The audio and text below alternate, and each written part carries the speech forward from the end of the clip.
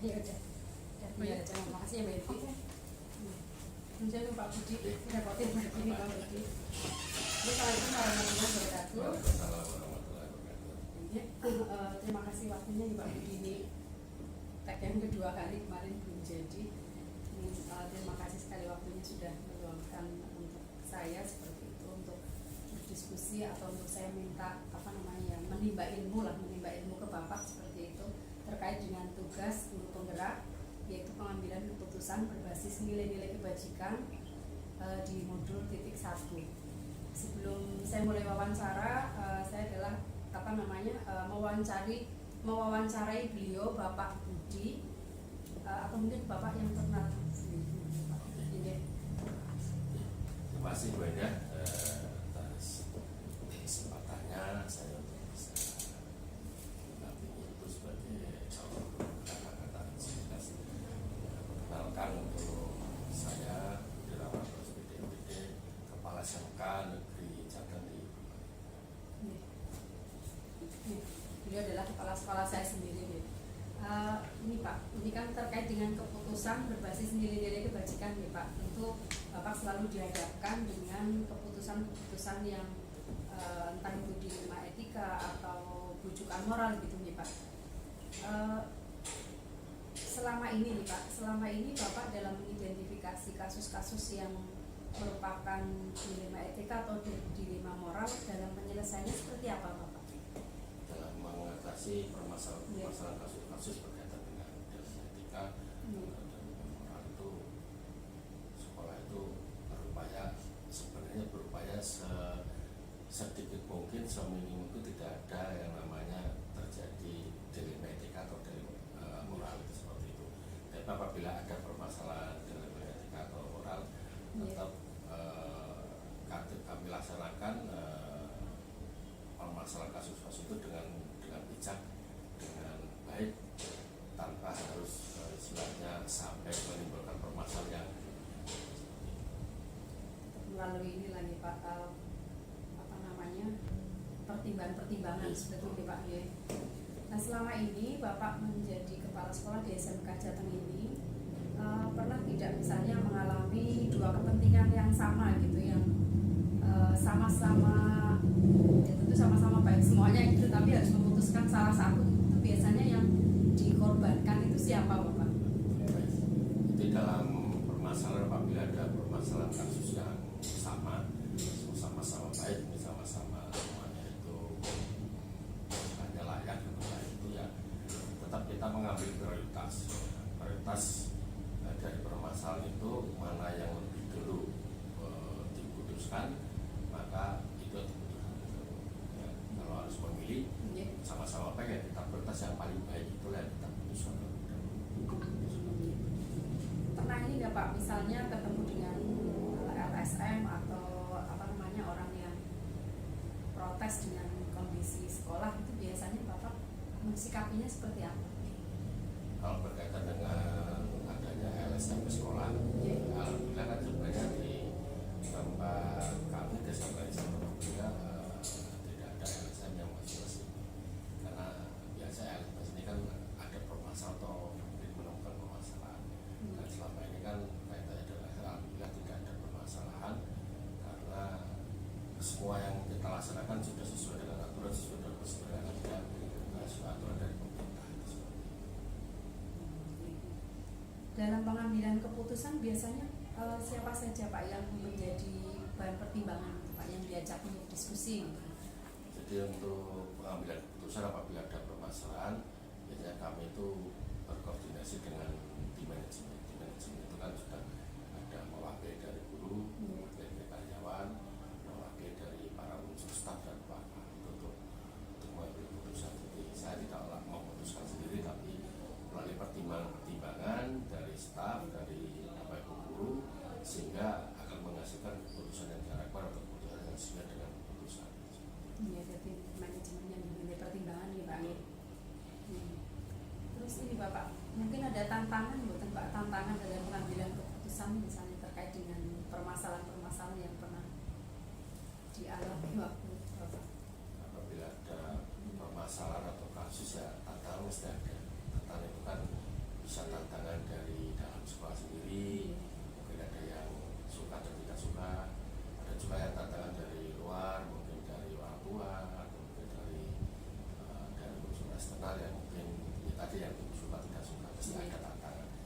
termasuk tantangan pada diri saya sendiri juga mesti ada tantangan karena harus Iya.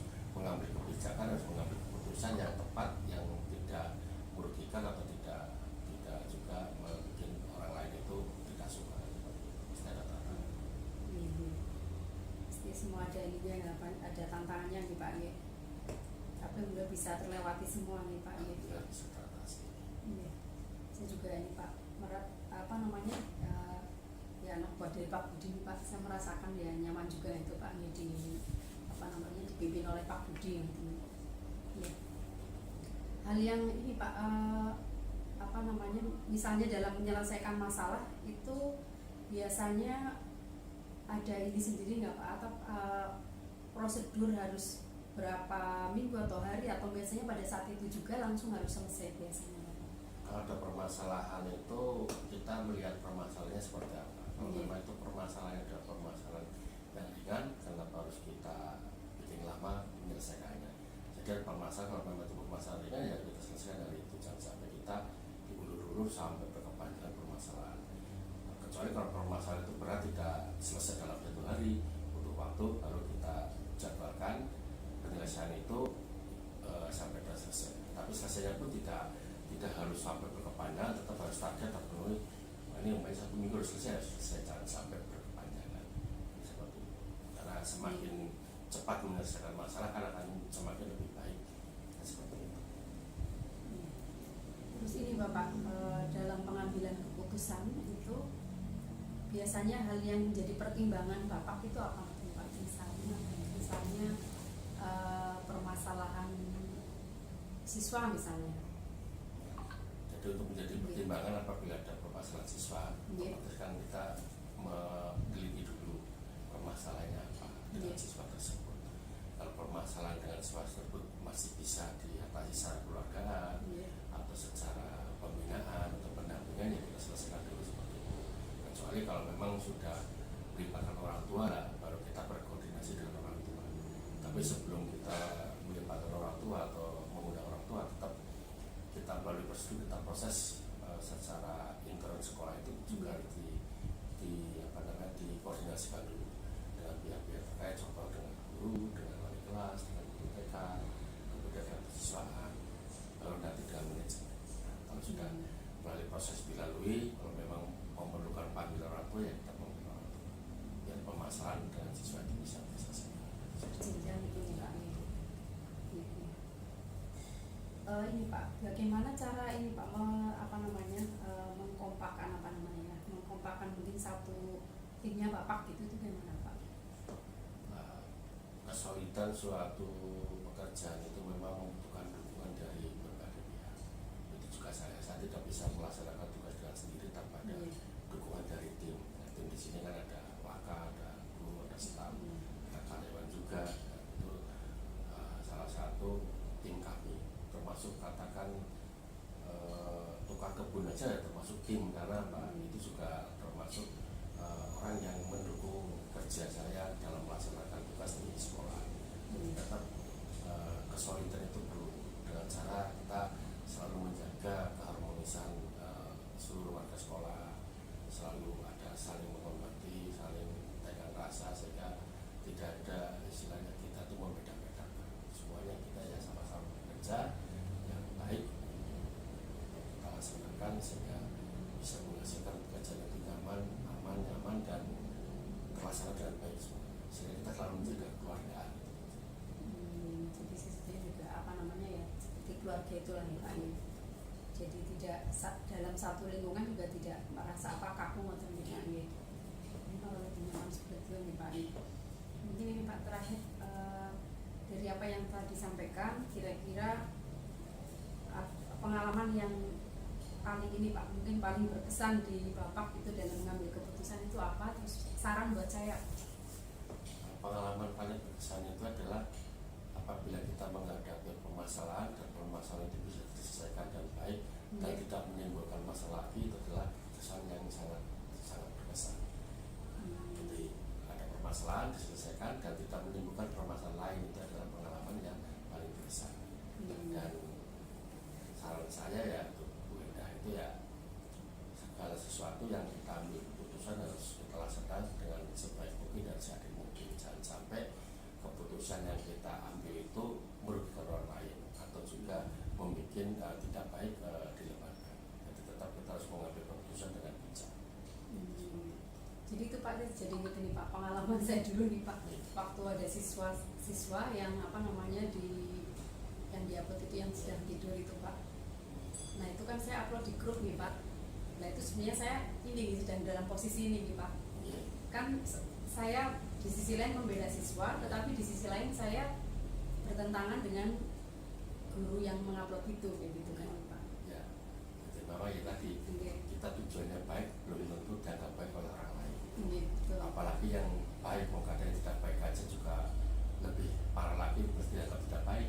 Apalagi yang baik, tujuannya baik, paling tidak baik lah itu. Paling kita harus lebih hati-hati, apalagi dengan medsos kan kita harus lebih hati-hati. Sekarang medsos itu tujuannya baik, tapi pemahamannya atau mungkin pencernaannya itu dalam memahami itu tidak sesuai, ya bisa juga menjadi tidak baik. Maka intinya segala sesuatu kita harus laksanakan pengambil hukumnya harus dengan bijak, harus dengan hati-hati, jangan sampai permasalahan menjadi timbul masalah baru. Ini seperti itu. Jadi kita harus hati-hati dan ya pokoknya sebijak mungkin dalam mengambil keputusan.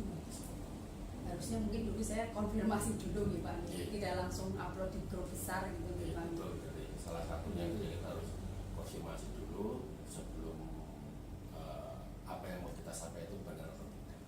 Masalah tidak menimbulkan hal-hal yang tidak diinginkan kembali, karena ya tadi yang kita tidak kita inginkan seperti itu, permasalahan satu harus selesai tapi malah menimbulkan permasalahan lain dari permasalahan satu itu, itu yang tidak diinginkan. Jadi harapannya ya selesai permasalahan, jangan sampai timbul permasalahan lagi. Maka setiap mengambil keputusan kita harus hati-hati, dan sekali mengambil keputusan kita juga harus bertanggung jawab dalam pengambilan keputusan itu. Dan otomatis yang namanya dari keputusan berarti sudah melalui beberapa pertimbangan. Otomatis seperti itu. Maka pertimbangan itulah yang harus kita pegang atau pertimbangan. Pertimbangan itu menjadi keputusan yang telah yang memang harus dilaksanakan. Ini satu lagi nih Pak. Kalau misalnya nih Pak, di sekolah itu ada informasi yang mungkin kurang baik, misalnya itu di sosial media, itu biasanya langkah Bapak itu apa? Biasanya kalau saya melihat ada informasi yang tidak baik, itu biasanya saya mencari dulu berita itu benar atau salah atau hoax. Ya. Kalau memang itu benar, itu pun tidak langsung saya informasikan, tapi tetap harus kita teliti kebenaran itu. Karena kalau mamanya kalau memang itu benar-benar ya kita berani menginformasikan ke yang lainnya. Tapi kalau memang itu tidak, kita jangan sampai berani menginformasikan, karena apa? Mau nanti terjadi hal yang tidak baik. Karena sekarang kan banyak yang meneruskan aja. Nah, tujuannya baik, tapi ternyata ada yang nggak senang, kan jadi masalah kan seperti itu. Hanya katakan persepsi orang-orang berbeda. Kalau orang yang menanggapi itu lagi nggak mood atau lagi nggak enak, lagi nggak katakan lagi nggak ada masalah, pasti akan penanggapannya berbeda. Apalagi kalau sampai permasalahan itu sampai bisa menyinggung perasaan orang, jadi tidak baik. Maka kita dalam menyikapi media sosial harus lebih berhati-hati lagi. Memang media itu cepat, tapi kalau kita tidak hati-hati bisa dampaknya kepada kita sendiri. Intinya ya dalam pengelolaan media sosial ya harus harus bijak juga, harus dengan bijak dalam pengelolaan media sosial. Langsung asal upload juga. Betul. Oke Pak, ini tadi terakhir lagi Pak. Jadi menyatukan ini Pak dari berbagai guru yang beda-beda karakternya itu, Bapak seperti apa Pak menyatukan dari karakter guru-guru lah gitu Pak? Yang jelas kan kita harus bisa memahami antara satu guru dan guru yang lain. Ya, memahami ini kan banyak cara yang dilakukan. Mungkin dengan melihat senangnya apa, hobinya apa, kegiatannya apa, kan seperti itu. Itu kan bisa menjadi untuk menyamakan persepsi. Ya seperti kata-kata lah. Kita anak kan supaya anak itu senang belajar di sekolah kan kita harus mencari sebenarnya anak itu bakatnya apa sih, minatnya apa sih. Nah itu kita gali. Setelah kita gali, baru kita istilahnya fasilitasi, baru kita rangkul untuk bisa melaksanakan itu, sehingga kita akan menjadi merasa nyaman, senang dan tidak menimbulkan banyak hampir sama ke siswa juga berarti Iya, ya Pak. iya. Ya itu. Ya, karena kan orang banyak kan susah untuk Iya, menyamakan, iya. maka kita harus bisa mengatur bagaimana agar menyamakan persepsinya. Ya, jelas. Kalau enggak ya susah. Nah, intinya kita harus menyamakan visi misi itu menjadi tujuan bersama untuk bisa kita laksanakan bersama. Misi Pak ini. Betul sekali. Ini terima kasih sekali Pak Budi, Ya, banyak sekali saya bisa belajar ke Pak Budi. Insya Allah bermanfaat buat saya seperti itu. Terima kasih banyak Pak Budi. Ya, Assalamualaikum sama-sama. warahmatullahi wabarakatuh. Waalaikumsalam.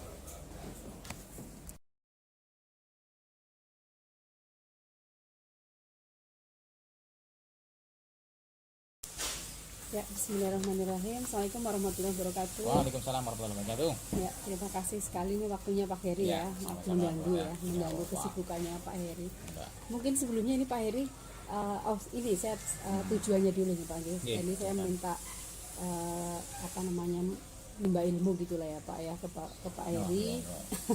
Sering-sering saja. Iya, karena ini dalam ini tujuannya adalah untuk tugas CGP yaitu 3.2 Mhm.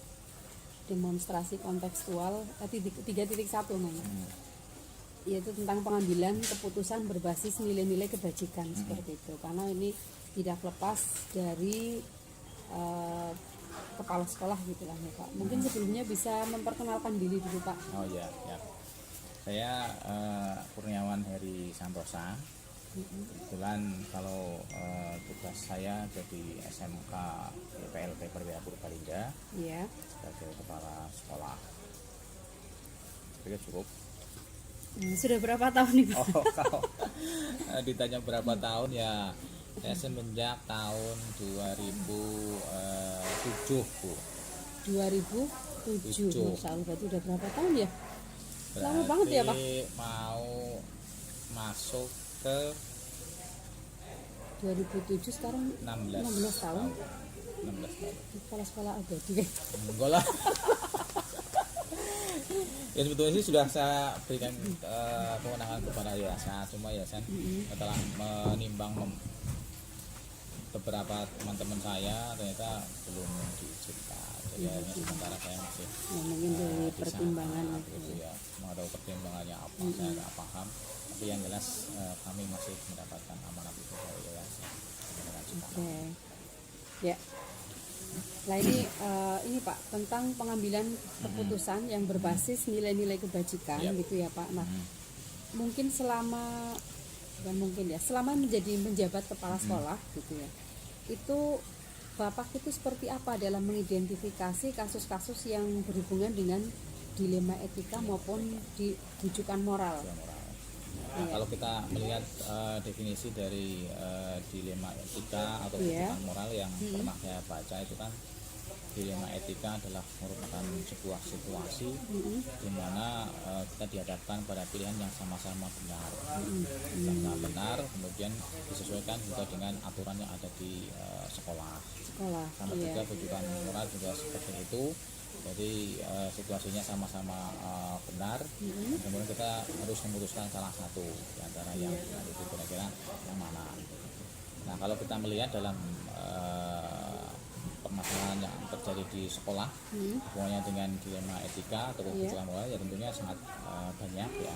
Apalagi kami adalah SMK yang masih kecil dengan jumlah siswa kurang lebih 255, kemudian tenaga pendidik ada 17 dan kebanyakan dari anak-anak kita adalah anak-anak yang kurang mampu gitu ya. Dan kemudian permasalahan yang terjadi adalah yang seringnya adalah dengan anak-anak. Contohnya misalkan ada anak yang sering tidak masuk, kemudian juga dari wali kelas maupun BK sudah melakukan pendekatan, sudah memanggil anaknya, kemudian juga sudah melakukan konfirmasi, sudah melakukan pembinaan, ternyata anaknya masih belum ada perubahan.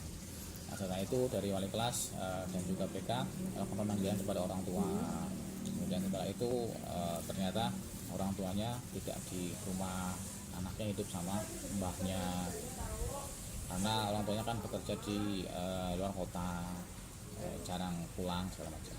Nah, akhirnya kan pengawasan kepada anaknya sangat lemah. ternyata juga ditunjang dengan ekonomi dari keluarga yang kurang mampu. Nah, akhirnya kan di situ setelah sampai pada puncaknya, maka dari usulan Bapak Ibu guru anak tersebut dikembalikan kepada orang tua dan sebagainya. Akhirnya kan kita mencoba melakukan sebuah musyawarah, kita dudukan bersama antara orang tua, kemudian juga anaknya, kemudian juga wali kelas, BK segala macam. Nah, ternyata dari masalah yang terjadi itu, anak tersebut memang motivasinya kurang karena ekonomi orang tuanya. Tidak mau berangkat, ternyata nggak dikasih sawah karena ada kebutuhan yang ini ya Pak, memang belum terpenuhi itu ya. Jadi akhirnya kan orang tua anaknya sering nggak masuk. Nah, kemudian saya pada akhirnya dalam sebuah keputusan itu memang sebagian Bapak Ibu guru itu menyarankan supaya anaknya kembali kepada orang tua. Maka kita harus mengidentifikasi dulu masalah-masalah yang ada di anak itu. Ternyata karena masalahnya adalah ekonomi juga, kemudian juga perhatian dari orang tuanya yang memang kurang.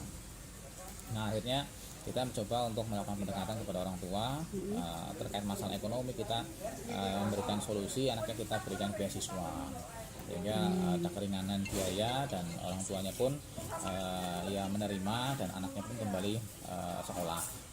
Ya, karena kita coba bantu dengan ya biaya dari sekolah dan kemudian keringanan biaya juga dari teman-temannya, juga ada yang mensupport gitu, misalkan supaya dari orang tua asuh apa segala macam. Itu kan juga solusi. Nah, akhirnya kita coba ya anak kita berikan motivasi, kita berikan semangat lagi supaya sekolah, dan akhirnya anaknya bisa sekolah lagi. Jadi nggak sampai anaknya itu kita keluarkan, karena kan kasihan juga kalau orang tuanya nggak mampu, kemudian nanti kalau nggak sekolah kan juga nanti kasihan masa depan anak tersebut gitu. Kalau sekolah kan masih mending, nanti kalau sebenarnya dengan SMK kan masih mending, masih punya masa depan yang bisa diharapkan.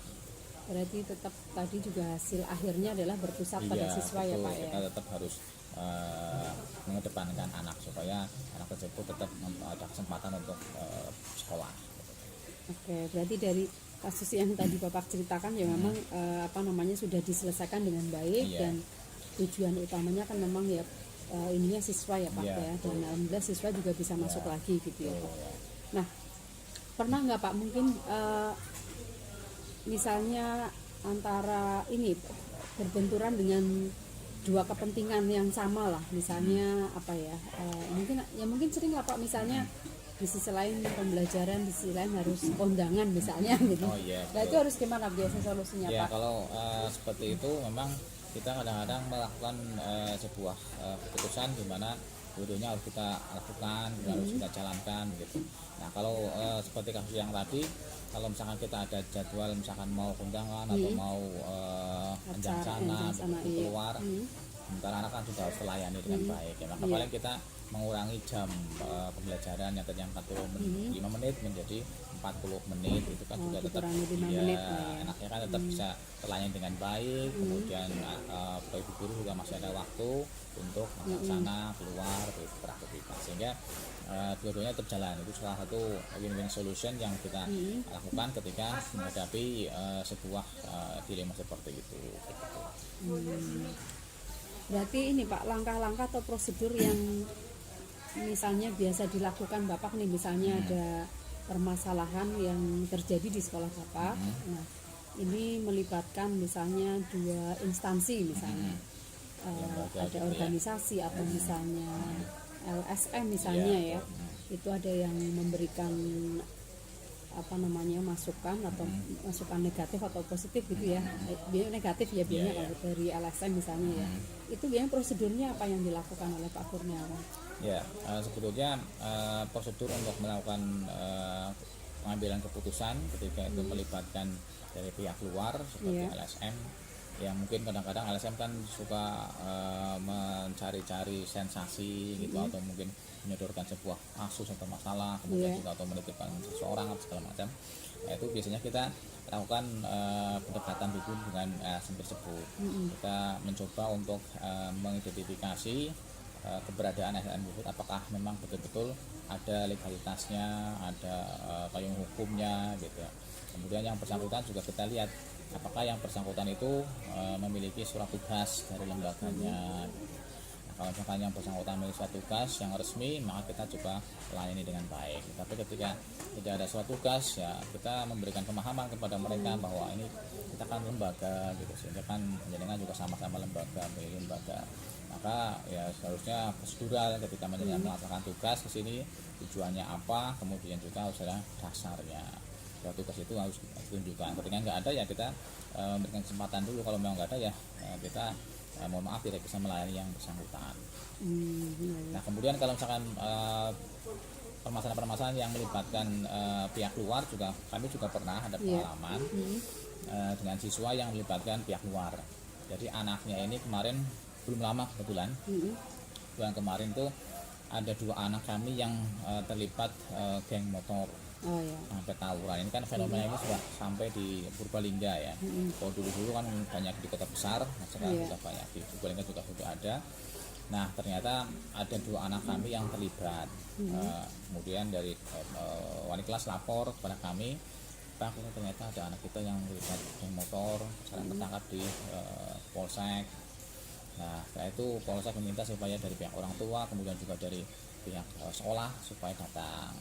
Nah ternyata setelah dikonfirmasi oleh wali kelas Polsek, ternyata anak tersebut tidak ikut berperan aktif menjadi pelaku tawuran gitu ya, dengan membawa senjata tajam segala macam. Ternyata anaknya hanya ikut-ikutan gitu kan. Nah sehingga kita emang tidak langsung memfonis anaknya itu langsung kita keluarkan apa gitu, enggak. Ada guru yang memang agak keras menyuarakan seperti itu, tapi kita harus melihat permasalahannya seperti apa gitu. Kita konfirmasi dengan pihak Polsek, pihak ketiga itu ternyata anaknya memang hanya ikut-ikutan. Anaknya juga sudah menyampaikan pengakuan kepada pihak Polseknya kalau dia hanya ikut-ikutan saja. Akhirnya kan kita memang tetap memberikan pembinaan, ada hukuman yang diberikan, tapi SP1 lah ya, peringatan pertama tertulis, dan kemudian kita lakukan pembinaan yang bersangkutan supaya jangan sampai mengulangi lagi gitu. Itu kan masih persuasif lah, kita masih persuasif, tidak harus kemudian anak yang terlibat supaya itu langsung kita keluarkan, tidak, tergantung dari masalahnya. Nah kebetulan masalahnya kan juga anaknya hanya ikut-ikutan saja, tidak menjadi pelaku atau provokator segala macam. Sehingga kan kita juga tetap harus melakukan konfirmasi kepada yang bersangkutan, dan kemudian dengan pihak ketiga, dengan pihak Polsek ya kita harus bersinergi supaya bisa mereduksi terjadinya kenakalan remaja atau tawuran dan sebagainya. Termasuk edukasi dari pihak Polsek kita libatkan juga pada lembaga kami supaya datang ke sekolah, memberikan pemahaman, memberikan pemahaman terkait dengan kenakalan remaja, geng motor apa segala macam supaya mereka tidak terlibat. Jadi tidak serta-merta mengeluarkan anak lah ya, betul. Pak ya. Tapi kita harus mendalami dulu berdasarkan data dan fakta yang ada, jangan hanya berdasarkan opini maupun asumsi gitu. Kita harus betul-betul melihat permasalahan itu seperti apa. Jadi memang jadi prosedurnya juga sudah ini ya Pak, berjalan lah ya Pak. Bisa ini Pak, adakah ini Pak faktor-faktor yang mempermudah atau membantu dalam pengambilan keputusan, misalnya dari tentu kan Bapak dalam keputusan kan tidak sendiri ya Pak ya, di dalam kan ada manajemen mungkin seperti itu. Nah itu seperti apa gitu, kolaborasinya seperti apa Pak? Jadi kami melakukan sinergi dan kolaborasi dengan tim manajemen. Ada Waka kami ada 5, Waka kurikulum, Waka kesiswaan, Waka sarpat, kemudian humas, kemudian terakhir ada wakil manajemen mutu, kemudian ditambah lagi beberapa ajur, ada 3 ajurnya, promotif, kemudian DKV, kemudian yang OPKP. Jadi kita berikan pemahaman dulu kepada mereka, tim manajemen, supaya mereka bisa menjalankan perannya dengan baik sesuai dengan tupoksi masing-masing. Jadi itu sangat membantu sekali dalam pengambilan keputusan. Ketika ada masalah yang berhubungan dengan kurikulum, mungkin perangkat atau mungkin berbagai macam terkait IHT atau segala macam, maka bisa diselesaikan sama kurikulum dan stafnya. Ketika ada masalah yang hubungannya dengan anak-anak, maka kesiswaan berperan penting, berkolaborasi dengan wali kelas, kemudian juga BK gitu, untuk menyelesaikan masalah. Sehingga ada masalah-masalah yang kadang harus sampai kepada kepala sekolah, ada juga masalah yang cukup berhenti di level misalkan di wali kelas atau di BK, sudah selesai ya sudah selesaikan. Ketika ada masalah itu mungkin berat, harus melibatkan kepala sekolah, ya kita sama-sama bersinergi untuk menyelesaikan masalah. Kemudian ada Wakasarpas yang berperan untuk mengelola sarana-prasarana yang ada di sekolah ya. Ketika ada masalah apapun, misalkan tank bocor atau segala macam, yaitu Sarpas dengan stafnya langsung bertindak, langsung menyelesaikan masalah, sehingga tidak harus sampai ke kami. Jadi itu sangat memudahkan sekali dalam menjalankan tugas. Jadi tidak harus sekolah-sekolah semuanya dilakukan, diselesaikan, tidak, semuanya punya peran masing-masing. Termasuk Humas untuk membangun komunikasi dengan pihak studi, permasalahan alumni atau proses tadi, pengisian segala macam, mereka berperan penuh, sehingga mereka berkolaborasi dengan ketua PKK dan stafnya segala macam untuk menyelesaikan berbagai macam tugas-tugasnya. Masuk kalau kajur semuanya yang berperan dan bertanggung jawab terhadap pengelolaan dari jurusan masing-masing. Sehingga tim manajemen ini berkolaborasi, bersinergi, kemudian juga melakukan koordinasi setiap bulannya. Sehingga ketika ada masalah-masalah yang memang berat baru sampai ke kami, tapi ketika masalah itu bisa diselesaikan sama mereka, ya sudah, mereka sudah langsung mengeksekusi dengan sendirinya. Jadi sistemnya udah berjalan dengan baik, Pak. Di situ ada kepala sekolah atau enggak ya udah. Ya betul, mereka berjalan gitu. Betul. Mungkin saat terakhir nih Pak, ya. Yang bagaimana nih trik kepala sekolah biar ini satu sekolah itu kompak, guru-gurunya itu gimana Pak? Ya. Nah itu pekerjaan yang tidak mudah itu. Jadi kita memang untuk membangun kekompakan, soliditas itu di semua lembaga kelihatannya tetap membutuhkan waktu dan proses gitu ya. Harus ada menyamakan visi, misi, persepsi, tujuan segala macam itu kan memang tidak mudah. Ya kita harus betul-betul memperhatikan terhadap tugas pokok dan fungsi mereka masing-masing. Ketika ada tugas, maka kita berikan tanggung jawab penuh kepada mereka untuk menjalankan. Ketika ada masalah-masalah, ya kita berusaha melakukan pendekatan dan juga langsung menyelesaikan masalah itu supaya tidak berlarut-larut, tidak menyebar kemana-mana. Sehingga intinya ketika ada masalah ya kita harus fokus untuk bisa menyelesaikan masalah itu dengan baik. Kemudian jangan sampai juga kita memberikan semacam reward and punishment juga itu penting. Karena ketika kita menghargai seseorang kan tidak hanya cukup mungkin hanya dengan ucapan terima kasih, dan mungkin juga ada piagam mungkin, atau mungkin ada tali asi apa segala macam, itu kan butuh penghargaan. Tapi ketika ada guru yang memang melakukan pelanggaran, itu juga tetap harus imbang, harus ada punishmentnya. Nah punishment pernah nih kami melakukan sebuah keputusan yang agak berat sebetulnya, karena itu melibatkan guru. Kebetulan masih GTT sih, jadi saya juga agak ringan. Jadi suatu ketika 3 tahun yang lalu itu ada guru yang kami terima, kemudian sudah melalui proses wawancara, kemudian seleksi segala macam. Ternyata dalam pemantauan kami kinerjanya kurang bagus. Guru tersebut itu ya kalau perilaku sih fine saja lah ya, tetapi ketika berangkatnya itu sering terlambat. Kita kan masuk jam 7, harusnya kan dulu jam 7 kurang 5 atau kurang 10 sudah ada semua untuk persiapan lah apa segala macam gitu ya. Nah ternyata yang bersangkutan itu datangnya jam 7.30, jam 7.25 gitu. Aduh ini kalau guru kayak gini terus ya nanti kasih anak-anaknya gitu ya. Jadi kan image-nya kan juga jadi kurang baik lah apa segala macam.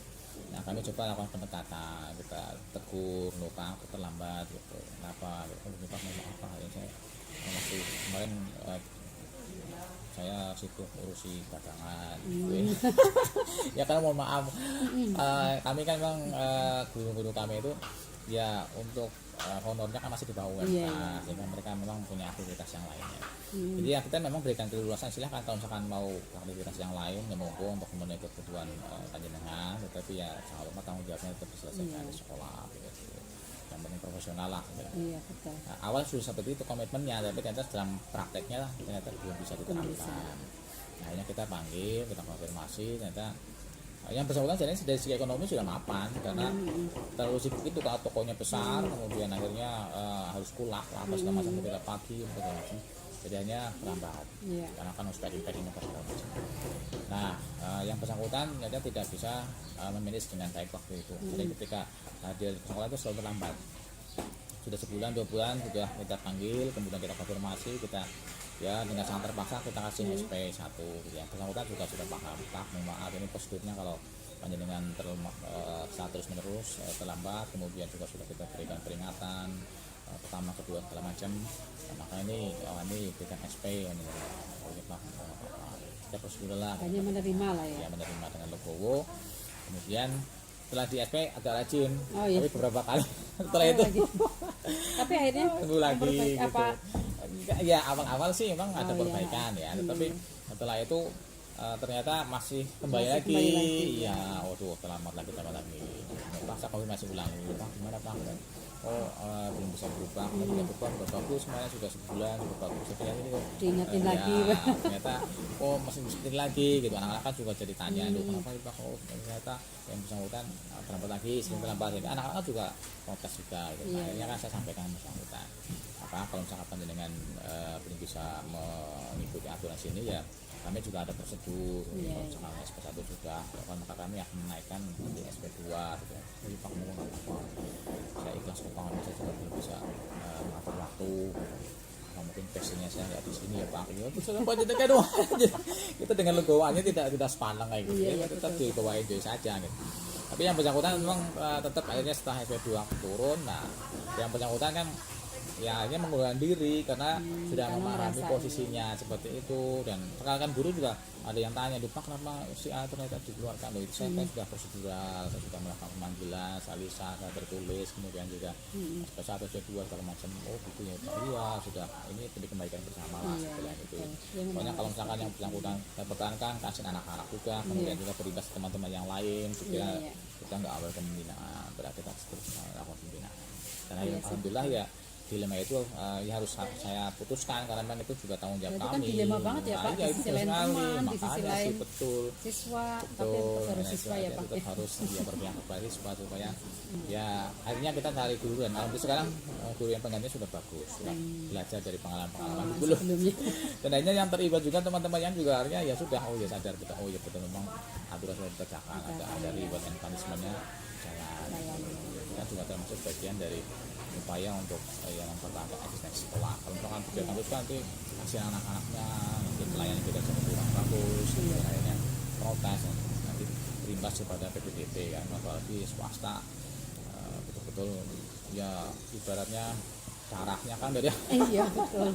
energinya Kan gitu. menumbuhkan Iya, kepercayaan makanya. masyarakat Nah, lah ya itu itu ya. trustnya kan memang berat itu. Makanya Itu kita harus benar-benar menjaga banget komitmen. Betul. Kalau itu bisa dibangun ya banyak Iya, masyarakat betul. yang percaya gitu ya. Iya, betul, Siswanya betul. jadi banyak ya. Betul. Ya alhamdulillah sekarang mulai peningkatan. Bagus Pak, bagus sudah banyak Pak. Ya, ya, alhamdulillah. Iya, semoga jadi 1000 ya Pak. Amin. Tantangannya luar biasa kalau sekolah swasta di Purbalingga. Bayangkan ada 22, kalau Iya. negerinya 12, Saingannya waduh. negeri ya Pak. Tapi masih eksis ya. Bagus. Iya, masih ada sudah bagus. Iya. Apalagi di tengah-tengah kota, Iya. kompetitornya kan banyak banget. Iya, Iya, betul. 8 SMK, sekolah menengah, Iya. banyak banget. Pilihannya luar Iya. biasa. Ini gitu aja Pak. Terima kasih Oke. sekali. Ini Sama-sama, sangat bermanfaat buat saya yang sedang belajar. Iya, ya. Sukses selalu, tetap semangat. Amin. Jadi, Terima mudah-mudahan kasih. lancar. Amin. Terima kasih Sampai Pak nanti jadi Kurniawan. GP, kemudian nanti jenjang karirnya meningkat, jadi kepala sekolah, bisa jadi pengawas, bisa Aduh, jadi suara. Ya dia masih muda, harapannya masih panjang. Aduh, Pak Kepala Sekolah juga masih muda. Oh, enggak, Bu, saya udah tua, Bu.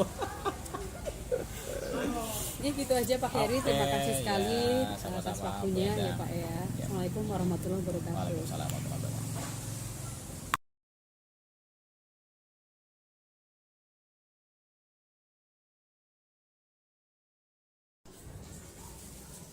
Sudah mulai Pak. Intinya inilah pengelolaan pengambilan keputusan berdasarkan prinsip-prinsip pengambilan keputusan sama dengan paradigma dilema etika. Jadi udah mulai belum? Oh, udah. Terima kasih Pak Sigit. Assalamualaikum warahmatullahi wabarakatuh. Waalaikumsalam warahmatullahi wabarakatuh. Ini terima kasih sekali ya Pak Sigit sudah menyempatkan waktunya di dalam kesibukannya Pak Sigit di SMK 2 Purbalingga. Saya Enda Fitrianingsi dari SMK Negeri Jawa Tengah kebetulan diberi ada tugas mengerjakan tugas yaitu tentang pengambilan keputusan berbasis nilai-nilai kebajikan di modul titik 1. semoga Pak Sidik berkenan nih Pak untuk Ya. memberikan Siap. apa ya, menimba ilmu gitu lah ya Pak ya, karena belajar dari kepala sekolah yang sudah menjalankan tugas seperti itu. Mungkin sebelum memulai wawancara ini atau diskusi ini lah ya, lebih tepatnya mungkin diskusi, Pak Sidik mungkin bisa memperkenalkan diri Bapak. Kenalkan, saya Sigit Priyambodo, SPTMP, Kepala SMK Negeri 2 Purbalingga. Saya menjadi kepala sekolah sudah sekitar 9 tahun.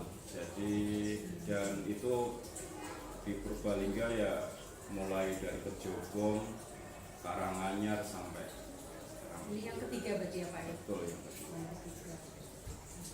Dulu juga pernah ngajar di sini juga ya Pak? Iya. Iya, iya. Lain Pak, terkait dengan permasalahan-permasalahan yang terjadi gitu ya Pak, itu sering nggak bertemu dengan permasalahan yang berhubungan dengan dilema etika atau bujukan moral? Kalau mengenai dilema etika dan bujukan moral, sebenarnya permasalahan-permasalahan itu tanpa sengaja kita sudah memang menjumpai hal tersebut. Jadi di mana di dalam pengambilan keputusannya itu memang kita tidak mengidentifikasi masalah tersebut masuk dilema etika atau bujukan moral, tapi itu setelah otomatis kita memahami bahwa itu ranahnya dilema etika dan itu ranahnya bujukan moral, itu kita sudah langsung bisa mengidentifikasi. Jadi bisa nih Pak diberikan contohnya, misalnya pada saat menemukan kasus katakanlah antara kepentingan guru dan kepentingan siswa misalnya, dan itu sama-sama penting gitu ya. Nah, itu biasanya dalam pengambilan keputusan langkah Bapak seperti apa? Ini contoh ya. Boleh nggak Bapak dicontohkan? Jadi begini ya, kalau contoh itu contoh dilema etika dan langsung berhubungan dengan bujukan moral, mungkin contohnya begini. Mungkin di SMK jenengan pernah mendengar adanya uji kompetensi ya, di dalam UKK dan sebagainya. Itu kadang misalnya ini antara guru dan murid ya. Ketika pelaksanaan UKK, siswa pada hari itu sudah mau melaksanakan, tetapi ketika itu mendengar atau dikabari misalnya orang tuanya meninggal, ya. Nah, otomatis kita kan berarti harus memberikan izin dengan asumsi bahwa ini suatu hal kemanusiaan. Masa orang tua meninggal tetap saja tidak pulang dan mengikuti ujian, tapi di lain pihak ujian ini harus, karena tidak lulus nanti kalau tidak mengikuti ujian, itu kan dilemanya kan. Nah, kemudian penyelesaian kita ya silahkan untuk tetap pulang dengan kabar duka tersebut, kemudian kita melakukan penjadwalan ulang, artinya siswa tersebut diberikan jadwal ulang. Ya kan ada ini lah, ya, itu dari sekolah ini mampu ini lah, menyesuaikan gitu. Iya, itu soal dilema etikanya ya. Nah, saya tarik sekaligus ke bujukan moral, di mana kita kan harus tadi otomatis dengan adanya penjadwalan ulang otomatis membutuhkan waktu dan biaya tersendiri kan. Nah, dengan kayak gitu ya, maka ya selaku pimpinan saya kembangkan ya saya harus mengorbankan ini salah satu kepentingan, di mana misalnya ada biaya konsumsi untuk panitia dan guru. Nah, itu kemudian saya tarik untuk mengadakan ujian ulang, penjadwalan ulang tersebut, dengan ya kita harus memang mengorbankan salah satu kepentingan, tetapi kan kita dengan mempertimbangkan sesuatu yang baik dengan itu kita bisa tarik gitu. Berpusat pada ini ya Pak. Nah, mau hidupnya tuh ini peserta kita harus ya. terlayani dengan baik itu ya Pak. Iya, iya. Nah, menurut Pak Sigit sendiri gitu ya, apa yang sudah dilakukan oleh Pak Sigit itu efektif dalam pengambilan keputusan pada kasus-kasus jelimet etika, itu udah efektif apa belum gitu Pak? Saya merasakan ini sudah efektif karena dengan pertimbangan-pertimbangan saya melakukan langkah-langkah yang saya anggap keputusan yang saya ambil itu efektif. Ya langkah-langkahnya ya banyak, diantaranya tadi mengenali situasi, kemudian menentukan siapa yang nanti yang terlibat dan sebagainya, kemudian selanjutnya menentukan fakta-fakta, mengumpulkan fakta-faktanya dan yang relevan, terutama setelah itu baru memutuskan dan sebagainya. Biasanya melibatkan siapa saja Pak? Ya tergantung ya.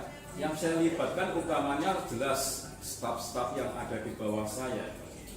Artinya kalau itu masalahnya masalah kesiswaan, saya melibatkan wali kelas, guru BK, BKS kesiswaan. Nah, baru mungkin nanti kalau masalahnya menimbulkan dampak yang besar ataupun apa terhadap siswa, baru itu ranahnya langsung masuk ke kepala sekolah. Terus untuk ini Pak, misalnya itu ya Pak, di pelaksanaan tata tertib gitu ya. Iya. Itu pelaksanaan tata tertib, terus di sisi lain siswa ini sudah dari tata tertib itu udah harusnya misalnya dikeluarkan gitu Pak. Nah itu biasanya kepala sekolah seperti apa Pak? Kita harus ada yang namanya mungkin di dalam guru BK ya, dengan selaku guru BK mungkin sudah ada suatu restitusi untuk masalah-masalah tersebut. Jadi kita juga harus memberikan kesempatan kepada siswa tersebut. Dengan kesempatan itu diharapkan berubah untuk dari pelanggaran-pelanggaran atau kebiasaan-kebiasaan yang mungkin dianggap melanggar dalam tata tertib tersebut ya. Jadi yang kita nilai bukan poinnya lagi sekarang, tetapi perubahan apa yang nanti timbul ataupun menjadi progres bahwa anak ini atau siswa ini semakin lama akan semakin baik untuk melakukan perubahan-perubahan dari apa yang sudah dilanggar di dalam peraturan-peraturan sekolah. Jadi biasanya kan ini ya Pak, apa namanya, antara biasanya guru-guru produktif lah Yeah. misalnya gitu ya Pak, kan biasanya apa namanya, ada beberapa guru misalnya yang menginginkan loh ini sudah tata tertib sekolah, anak ini misalnya harus dikeluarkan misalnya gitu. Tapi dari pihak kepala sekolah bisa ini ya Pak, bisa menjembatani dua itu lah nih Pak. Iya. Tetap berpusat pada siswa gitu ya Pak ya. Dan sekali lagi sebelum kita mengambil keputusan, marilah kita juga menempatkan diri kita mungkin sebagai objek. Jadi artinya dengan menempatkan kita pada situasi itu, kita menempatkan situasinya sebagai siswa, apakah kita akan merasa tidak maksudnya nuraninya dan sebagainya, sehingga di situ akan menimbulkan pandangan atau sudut pandang yang berbeda untuk masalah ini. Oh, kalau saya sebagai siswa mungkin saya akan melakukan hal yang demikian dan sebagainya. Harapannya dengan istilahnya cara pandang yang berbeda itu nanti akan keputusan yang akan diambil lebih Lihat latar belakang ya, juga ya betul. Pak. Yeah. Terus ini Pak, misalnya nih ada permasalahan yang berhubungan dengan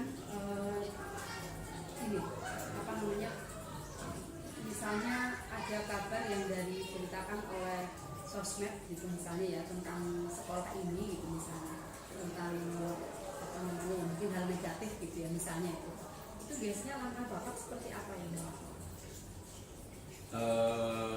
Sosmed itu memberitahukan kejadian Iya, siswa misalnya, iya. dan mencemarkan nama Iya, baik sekolah ya. itu, iya, Oke. iya, iya. Jadi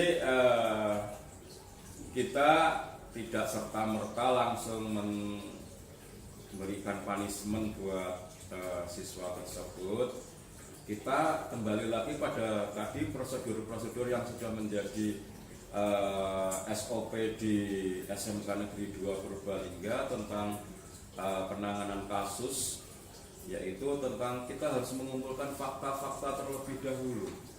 Kemudian setelah fakta itu mungkin panjenengan pernah mendengar adanya sidang kasus kayak kalau di siswa dan sebagainya, kalau di BK kan ada ya konferensi kasus dan sebagainya. Nah itu setelah melalui pertimbangan dan anaknya juga sudah kita panggil dan sebagainya, kita nanti akan bisa melihat kebenaran dari kasus itu, memangkah siswa melakukan atau tidak, kemudian yang dilakukan dengan sadar atau karena mungkin kealpaan atau mungkin karena ikut-ikutan saja dan sebagainya. Itu yang akan menjadi pertimbangan buat kita. Jadi tidak serta-merta kita langsung menjatuhkan hukuman ataupun yang lain. Iya. Pada saat itu juga mungkin langsung mengambil. Iya. Jadi alasan-alasan apa yang mungkin ataupun ya semacam reason apa yang dikeluarkan oleh siswa saja nanti yang dan mungkin dari para saksi yang ada yang telah membaca sosmednya itu nanti kita akan cross check ke sana. Tidak langsung berpindah ke sini, Iya. mendalami dulu masalahnya gitu sedikit. Mungkin ini Pak, ada hal-hal yang mempermudah gitu, atau misalnya dalam pengambilan keputusan itu terutama dengan kasus-kasus dilema etika itu ada ininya nggak? Mungkin ada faktor-faktor atau trik-triknya gitu nggak? Saya nggak pernah menggunakan trik-trik yang ataupun semacam cara-cara khusus. Yang saya lakukan tetap masih saja menggunakan SOP, jadi dengan langkah-langkah yang sudah tersusun di dalam SOP itu nanti itu yang akan mempermudah saya di dalam mengambil keputusan. Dan mungkin jika di dalam pengambilan keputusan itu kurang mengena di dalam, kita masih minta pertimbangan yang lain.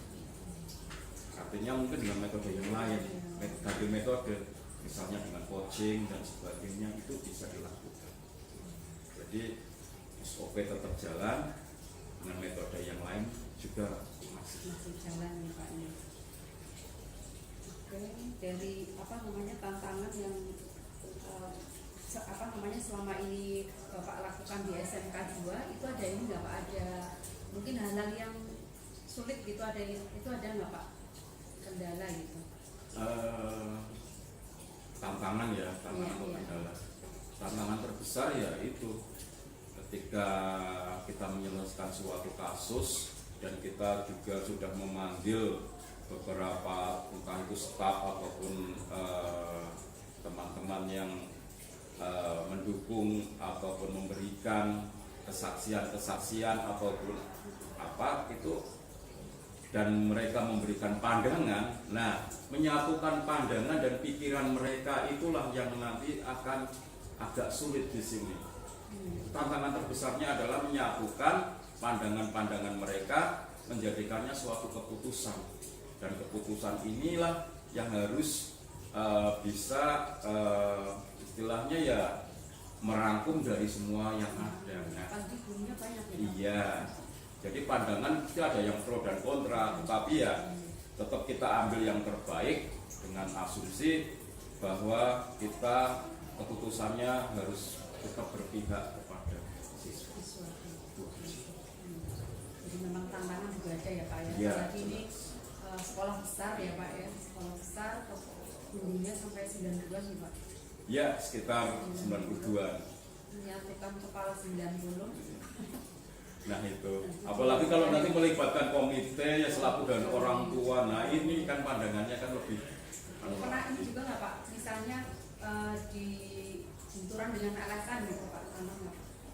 Pernah kita dibenturkan dan orang tua langsung lah yang memanggil LSM itu Nah, ada. Itu gimana Pak? Itu penyelesaiannya Nah seperti apa? penyelesaiannya kita sudah jelas prosedur kita ketika ada anak yang bermasalah, siswa yang bermasalah, kita sudah ada aturannya dan di dalam aturan itu kita jelaskan kepada LSM ataupun apa lembaga semacam itu, kemudian kita sodorkan aturan-aturannya, kemudian pelanggaran-pelanggarannya, sehingga dengan membaca aturan-aturan yang ada, kemudian di situ tidak ada pelanggaran, saya yakin LSM pun akan bisa mengerti posisi sekolah.